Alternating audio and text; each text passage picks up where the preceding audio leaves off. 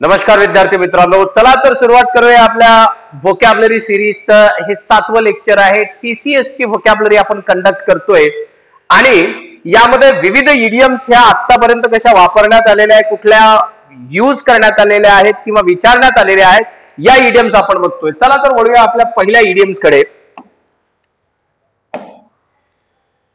तर पहिली जी इडियम आहे ती आहे एल्बो रूम. एल्बो रूम म्हणजे काय की बाबा आपल्याला फिरण्याला, आजूबाजूला चालण्याला थोडासा स्पेस असणे म्हणजे elbow room. Enough space to move freely. ठीक आहे, मोकळेपणाने फिरू शकेल अशी जागा लक्षात घ्यायचं आहे.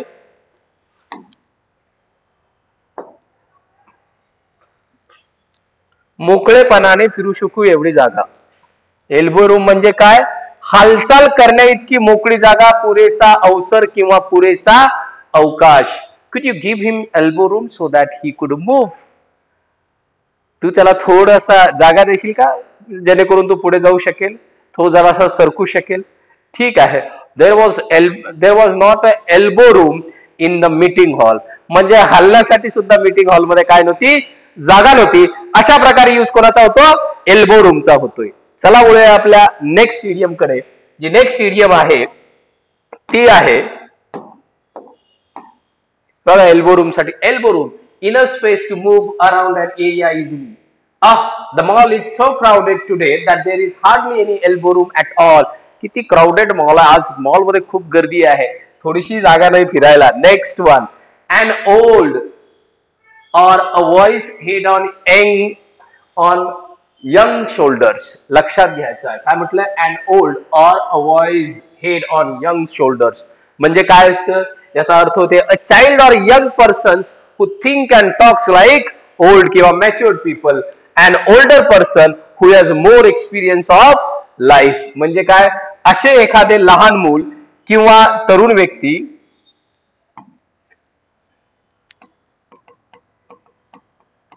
असे एखादे लहान मूल किंवा तरुण व्यक्ती जी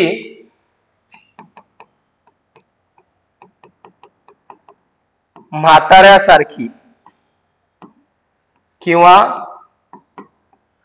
अनुभवी व्यक्तीसारखी बोलते किंवा अनुभवी व्यक्ती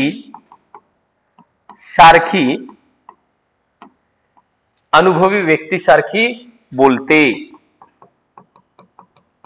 लक्षात घ्यायचं आहे. बा आपण बरेचसे मुलं पाहतो, लहान लहान मुलं असतील, त्यांना सांगा तुम्ही की बाळा चॉकलेट चांगलं नसते, खायला नाही पाहिजे, ते खाणार नाही. आणि 4 मुलांना कधी कधी लहान मुलांना ते समजावून सांगेल, अरे चॉकलेट खायला नाही पाहिजे, त्याने दात सडतात. तेच लहान मूल बाकीच्या लोकांना सांगते, लहान मुलांना किंवा त्याच्यापेक्षा वयानं मोठ्या असलेल्या सुद्धा लोकांना ते सांगते, चॉकलेट खाल्ल्यानं तुमचे दात सडतात. So there that little child is an old head on young shoulder किंवा a wise head on young shoulders. ठीक आहे. He is acting like an old head on young shoulders. He is talking like a wise head on young shoulders किंवा a old head on young shoulders. अशा प्रकारे. ठीक आहे. पण आपण म्हणू शकतो माझा भाचा जो आहे ना तो एकदम ओल्ड, लक्षात घ्यायचा आहे काय, एकदम काय आहे, ओल्ड हेड आहे ऑन यंग शोल्डर. कसा आहे तो? Old head on young shoulder आहे. म्हणजे कसं आहे की बाबा तो दिसायला फक्त लहान आहे, परंतु त्याचं बोलणं, त्याचं वागणं एखाद्या मॅच्युअर्ड व्यक्तीसारखं आहे. म्हणजे एका अनुभवी व्यक्तीसारखं आहे, एका परिपक्व व्यक्तीसारखं आहे. म्हणजेच काय, he is an old head on young shoulder. अशा प्रकारे आपण म्हणू शकतो. चला बोलूया, याचा स्क्रीनशॉट काढून घ्या. नेक्स्ट इडियम काय आहे? तर नेक्स्ट इडियम आहे हे बघा, an old head on young shoulder. ठीक आहे. मग याच्यात दिलेलं आहे बघा, हा यंग माणूस आहे पण हेड कसं दिलेलं आहे? ओल्ड दिलेलं आहे. म्हणजे काय आहे? मॅच्युरिटी दाखवते, अनुभव दाखवते. यालाच म्हणतात to have an old head on young shoulder. Let us move to the next one. To make one smile. To make one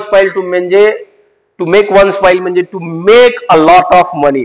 खूप पैसा कमावणे, संपत्ती कमावणे, किंवा एखादी जी गंजी असते ना, त्या गंजीला म्हणतात फाईल. काय म्हणतात? टू मेक अ फाईल, म्हणजे गंजी करणे एखाद्या गोष्टीचं. ठीक आहे, एकावर एक टाकून, एकावर एक रचून.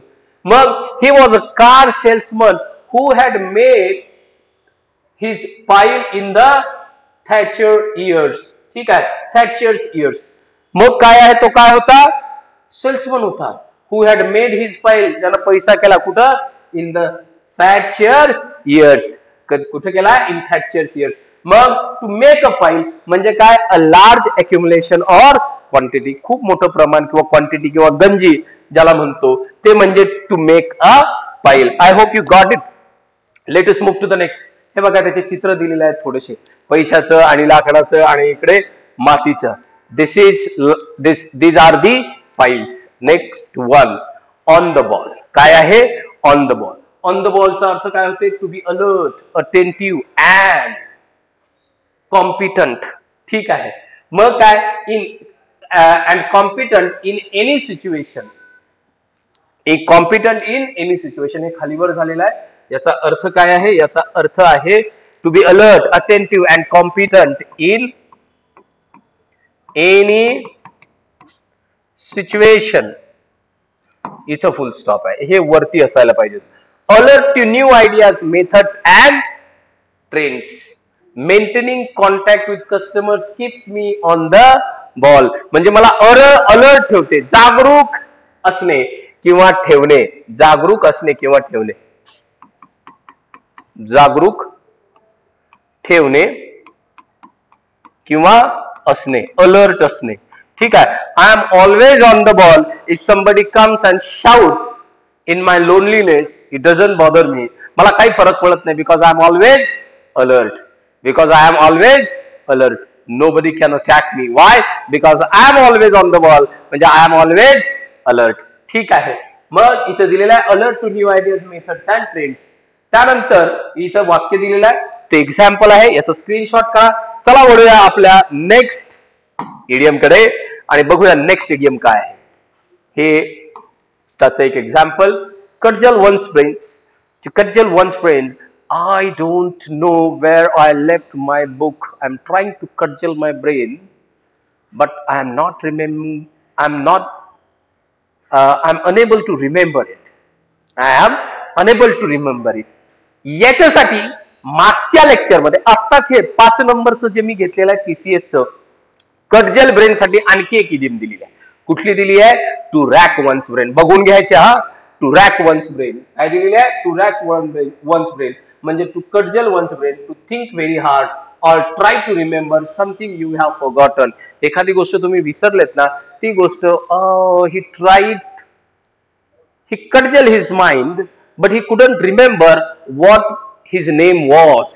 त्यानं खूप प्रयत्न केला आठवायचा, परंतु त्याला आठवलं नाही. cudgel his brain means he pondered over hard, he thought over hard, but he could not remember his name. समोरच्या व्यक्तीचं त्याला नाव आठवलं नाही. कटजल आणि याला काय दिलेलं आहे, म्हणजे याचा अर्थ काय होतो, काय सांगितलेला आहे? टू थिंक व्हेरी हार्ड, खूप विचार करणे. खूप विचार करणे. ठीक आहे. खूप विचार करणे, एखादी गोष्ट आठवण्याचा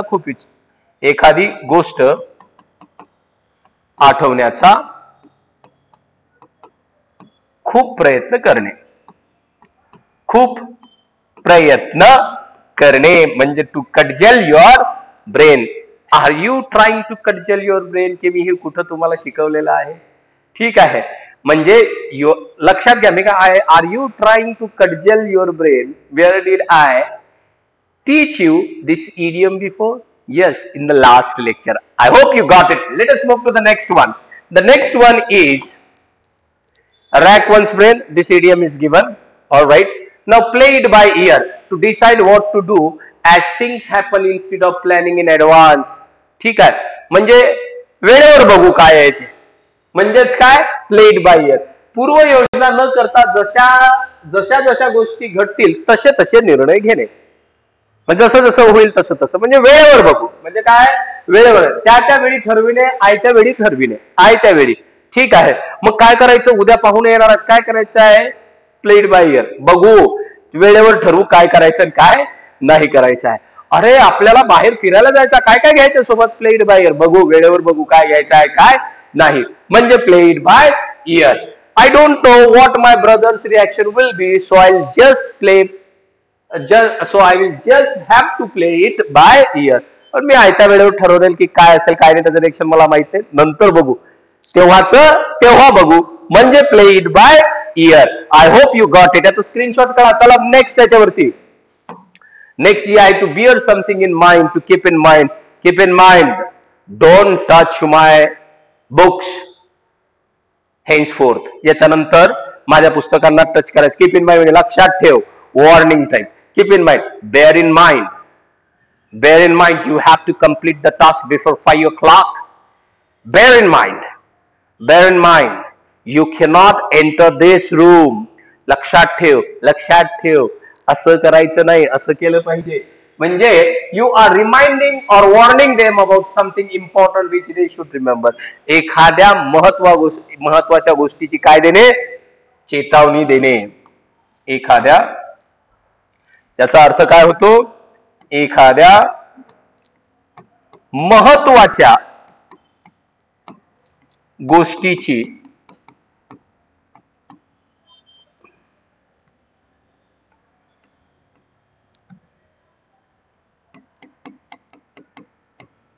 गोष्टीची चेतावणी देणे. चेतावणी देणे किंवा आठवण करून देणे. कीप इन माइंड, चेतावणीच नाही, मग आठवण करून देणे सुद्धा. एखाद्या महत्वाच्या गोष्टीची आठवण करून देणे किंवा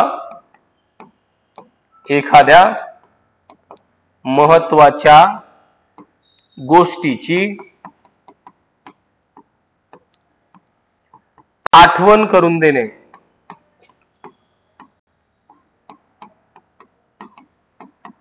लक्षात ठेवणे.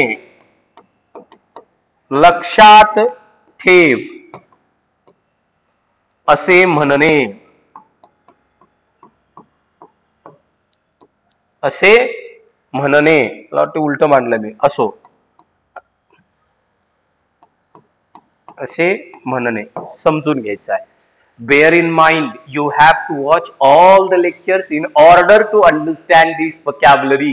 म्हणजे लक्षात ठेवा, तुम्हाला बाकीचे लेक्चर्स पाहायचे आहेत. म्हणजे I am not warning you, मी तुम्हाला फक्त लक्षात ठेवायला सांगतोय, आठवण करून देतोय की तुम्हाला काय करायचं आहे. Bear in mind, keep in mind that you have to watch the previous lecture so that you can link yourself to this lecture. I hope you got this sentence. Let us move on to the next one. Now this is the picture. Someone's heart is in the right place. Someone's heart in the right place म्हणजे एखादी व्यक्ती दिसायला गबाळ असू शकते, तिच्या वागण्यात ती rough असू शकते, पण बाय हार्ट ती ज्या वेळेला चांगली असते, त्यावेळेला त्यांच्यासाठी जो शब्द वापरतो तो असतो someone's heart is in the right place. It is used to say that someone has good intentions. Someone has good intentions. म्हणजेच काय,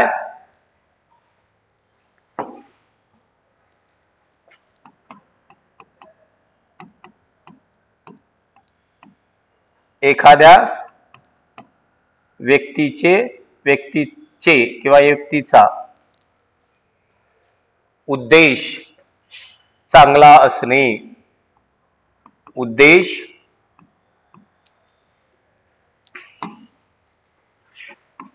इकडे लिहितो. एखाद्या व्यक्तीचा उद्देश चांगला असणे.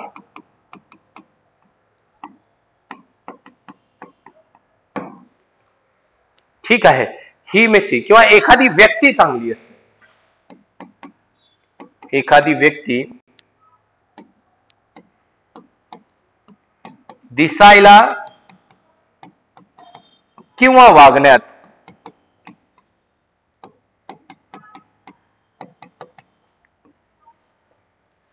कठोर असू शकते.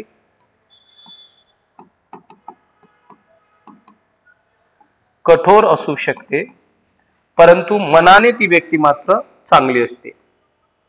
परंतु किंवा पण पण नाही परंतु नाही, परंतु मनाने चांगली असते, अशा व्यक्तीसाठी आपण वापरतो his heart is in the right place, don't go on his outward appearance, his heart is in the right place. तो दिसते तसा नाही आहे, खूप चांगला माणूस आहे. ठीक आहे, तो दिसते तसा नाही आहे, तो चांगला माणूस आहे. Don't go on his outward appearance, his heart is not in the right place. म्हणजे ती व्यक्ती चांगली नाही आहे, हा याचा अर्थ होतो. आय होप तुम्हाला ही सुद्धा इडियम कळाली आहे. याचा अर्थ लिहून घ्या, याचा स्क्रीनशॉट काढा. चला बोलूया आपल्या नेक्स्ट इडियम कडे. नेक्स्ट इडियम काय आहे ते बघूया. Next idiom down the tube, to fail completely, पूर्णतः अयशस्वी होणे. याचा अर्थ काय होते? पूर्णतः अयशस्वी होणे,